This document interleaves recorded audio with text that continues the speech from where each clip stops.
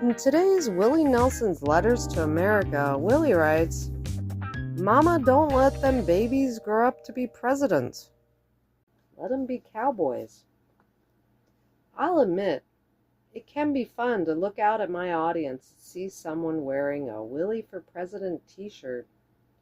Maybe they think I can unite the nation the way I helped bring the hippies and the rednecks together in the 70s.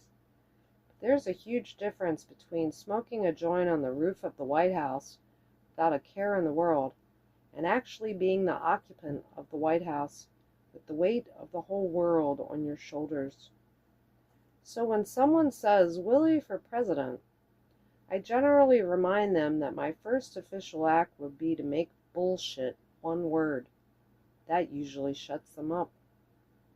I've been blessed to meet quite a few presidents, including Jimmy Carter, Ronald Reagan, a couple of guys named George Bush, Bill Clinton, and Barack Obama. In every case, I was impressed by their knowledge and their graciousness, and came away with a deeper appreciation of how tough the job must be. American voters may think that someone being famous means they're smart. When you live in your own reality TV show, for instance, it's easy to think everything will work out. We've seen how good that approach was. Let's own up to it. The job is hard. The majority of Americans I talk to already think there's something wrong with the way things are going. There have always been differences, but the differences seem more bitter now. There's a great divide between these thinkers and those thinkers. Everyone thinks they're the ones who are right, but they're not all right, not by a long shot. Divide and conquer has long been a political strategy. If you're the one doing the dividing, you may get to be the conqueror for a while. If you manage to keep dividing, then you're the king. That may feel good, but all would-be kings should remember that this whole glorious American experiment started with us telling a king to fuck off.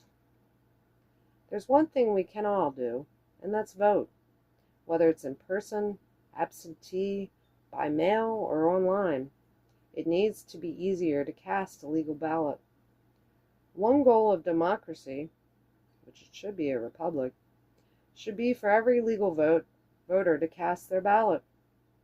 Many parents have to work 2 jobs to make ends meet, so why not make Election Day a national holiday? The biggest gun we've got is called the ballot box.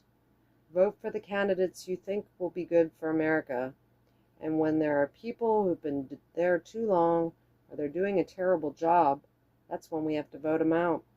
Speaking of which, here's my song on that very subject, and we all can go visit Willie Nelson's song, Vote 'Em Out.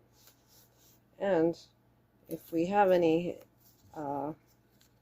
information that we've gathered through the years, we realize most of these people are selected anyway. So, what's the point in any of it? I think George Carlin summed up the political system best, the comedian.